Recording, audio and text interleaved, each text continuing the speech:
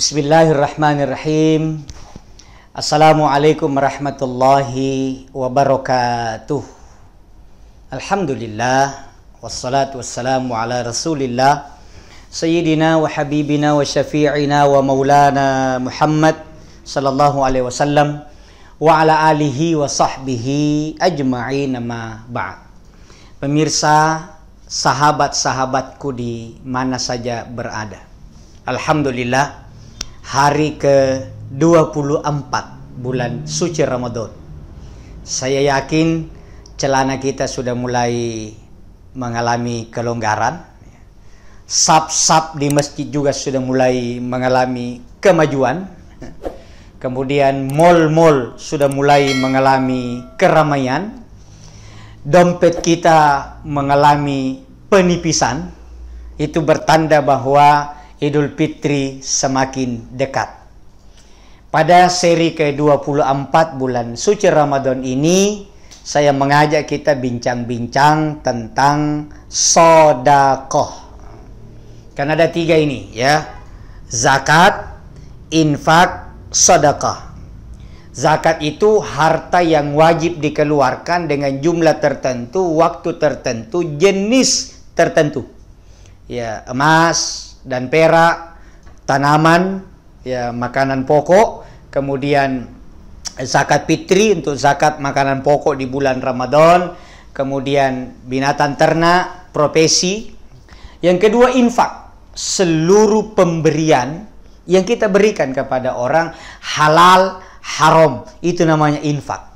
Jadi kalau ada orang keluarkan uangnya judi, infak juga, tapi infak di jalan setan. Nah, yang ketiga, sedekah. Sedekah ini umum, pemberian kepada orang lain, baik berupa materi, fisik maupun non materi, dengan niat mendekatkan diri kepada Allah, namanya sedekah. Makanya biasa kita dengar ungkapan hadis Nabi, senyuman kepada saudaramu adalah sedekah. Suami mendatangi istrinya itu sedekah.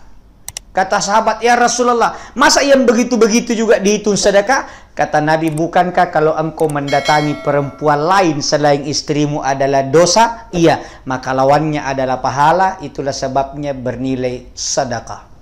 Tapi kita mau batasi sedekah ini berkaitan dengan harta. Nah, di akhir-akhir Ramadan ini jangan lupa, kita tentu tidak semua gembira. Ada orang gembira, ada anak kecil gembira karena sudah dibelikan pakaian baru untuk lebaran. Ada yang malah hordengnya sudah baru, karpet di rumah sudah baru, kursinya sudah baru, perabot rumah tangganya sudah baru, tinggal istrinya yang belum baru. Tapi ada juga orang yang sampai hari ini masih belum tersenyum. Dia mau belikan anaknya baju baru, ndak ada uangnya. Mau ganti perabotnya, ndak punya uang. Disinilah kita dibutuhkan empati. Bapak, Ibu, sahabatku sekalian, 23 hari kita puasa.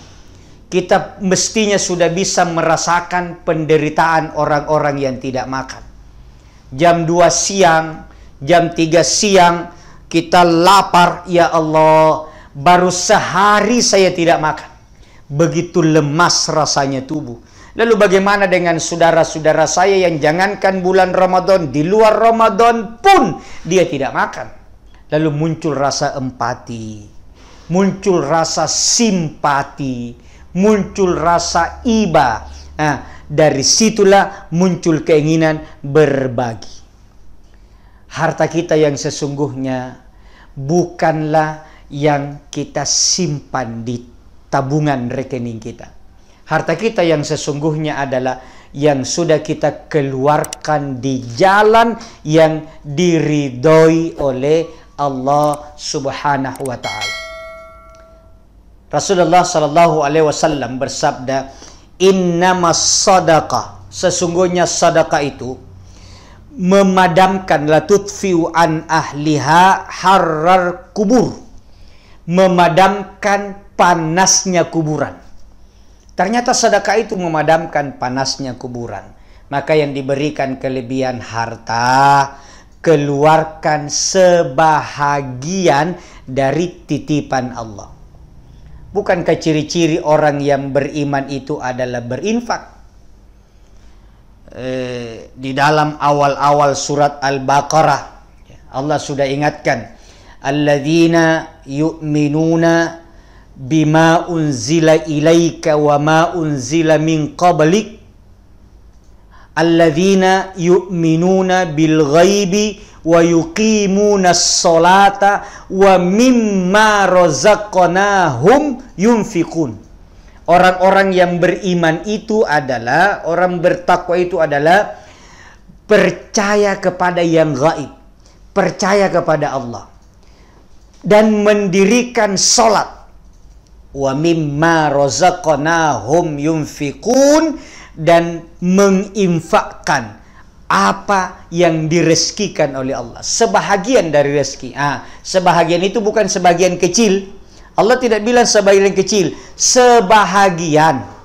Ya, yang penting jangan seluruhnya, mau sebahagian kecil, mau 1/2, mau 1/3, mau 2/3, pokoknya sebahagian. Jadi infakkanlah, keluarkan di jalan yang diridhoi oleh Allah Subhanahu wa taala. Ustadz, saya tidak punya waktu mau bagi-bagi, banyak lembaga amil. Kalau di Makassar ini, ya mohon maaf yang di luar Makassar, di Makassar ini ada Lazisnu, Lembaga Amil Zakat Nahdlatul Ulama. Kalau kantornya di Jalan Darul Ma'arif. Ya, ini juga membantu. Saya tidak punya waktu membagi langsung ke orang miskin, ya bawa ke situ. Tinggal pisahkan, ini infak biasa, ini sedekah, ini zakat. Nanti petugas Lazisnu, Lembaga Amil Zakat Nahdlatul Ulama Makassar yang membagi, karena mereka sudah punya pemetaan. Ini orang miskin, ini orang fakir, ini orang berutang, ini fisabilillah, ini mahasiswa, ini guru mengaji. Nanti dia ngatur.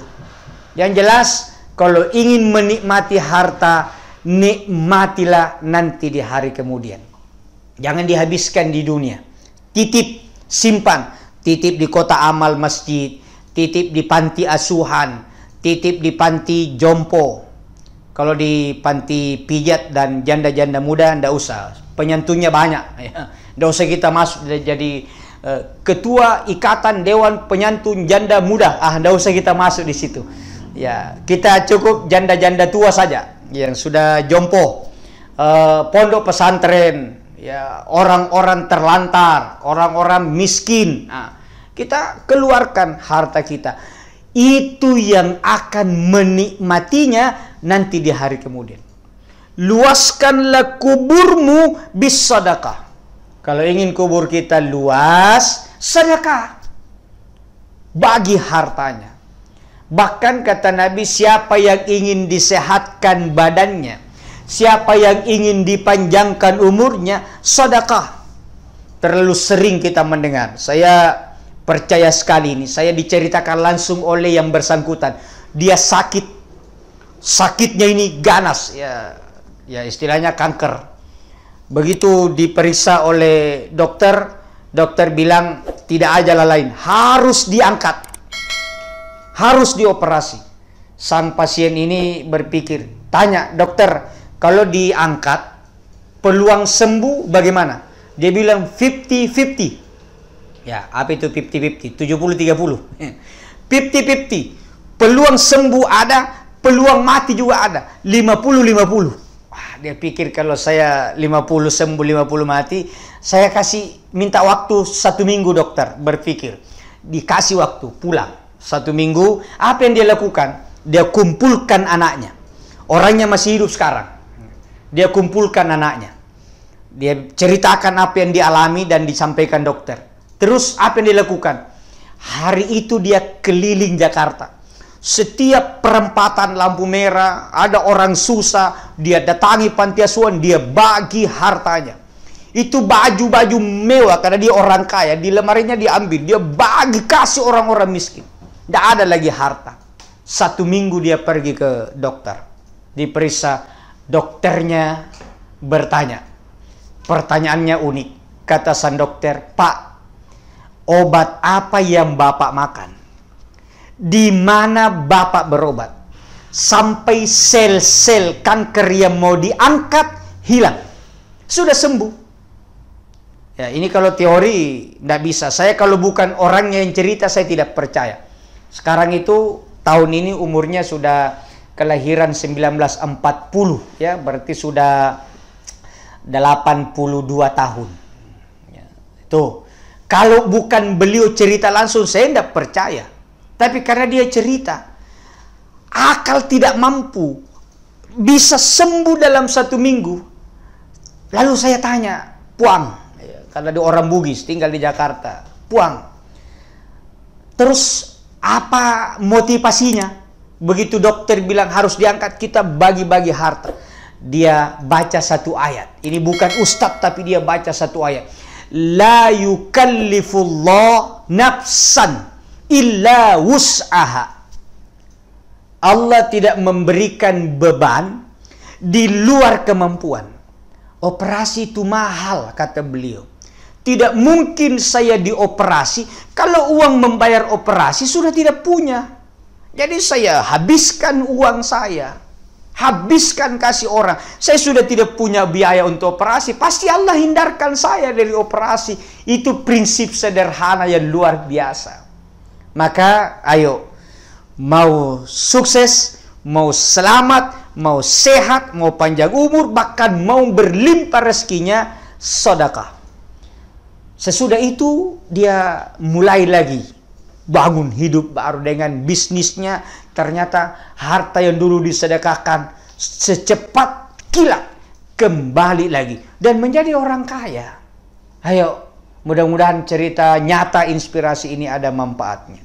Saya Ashar Tamanggo mohon maaf. Wallahul muwaffiq ila aqwamit thoriq. Wassalamualaikum warahmatullahi wabarakatuh.